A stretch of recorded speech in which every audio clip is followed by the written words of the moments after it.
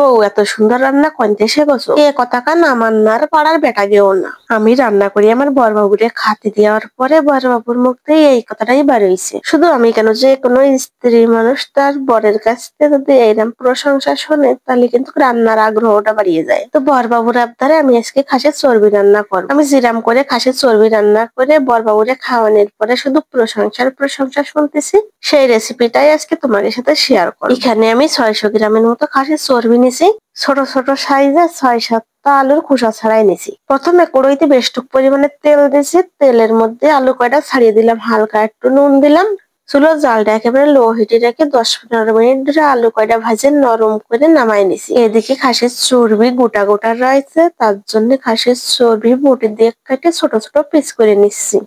বরবাবু আবদার করেছে যে বাটা মশলা দিয়েই কিন্তু খাসির চর্বি রান্না করবা, তার জন্য আবার সব মশলাগুলো আমি বাটিয়া গোটা করে নিছি। তো প্রথমে আমি চর্বি কয়টা তেলের মধ্যে দিয়ে হালকা একটু ভাজিয়ে নেব। বেশি সময় ধরে ভাজবো না, তাহলে আবার চর্বি গুলো গলে সব তেল বের হয়ে যাবে না।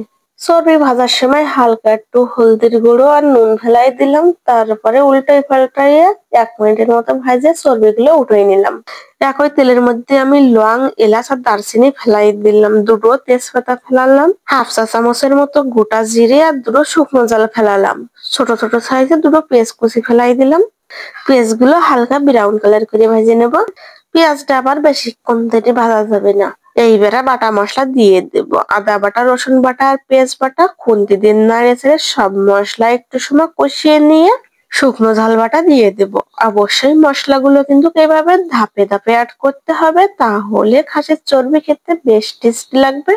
মশলাটা যাতে পুড়ে না যায় সেই জন্য সামান্য পরিমাণে জল দিয়ে মশলাটা ভালো করে কষিয়ে নেব।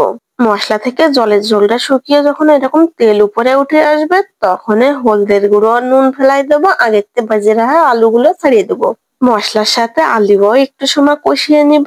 তারপরে আগের থেকে ভাজিয়ে রাখা খাসির চর্বিটা মশলার উপরে ঢালিয়ে দেবো। খুন্তি দিয়ে উল্টোয় পাল্টায় চর্বি আর মশলাটা ভালো করে মিশিয়ে নেব। চর্বিটা দেওয়ার পরে বেশিক্ষণ আর কষানো যাবে না, তাহলে চর্বিটা গলে তেল বেরিয়ে যাবে। বেশি জল দেব না, অল্প একটুখানি পরিমাণে জল দিয়ে দেব।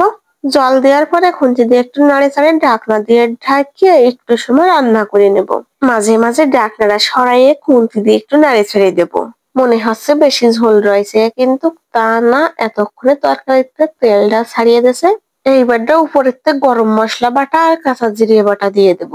আমি কিন্তু কোনো গুঁড়ো মশলা ব্যবহার করিনি, কারণ আমার বড় বাবুর আবদার বাটা মশলা দিয়ে খাসির চর্বি খাবে।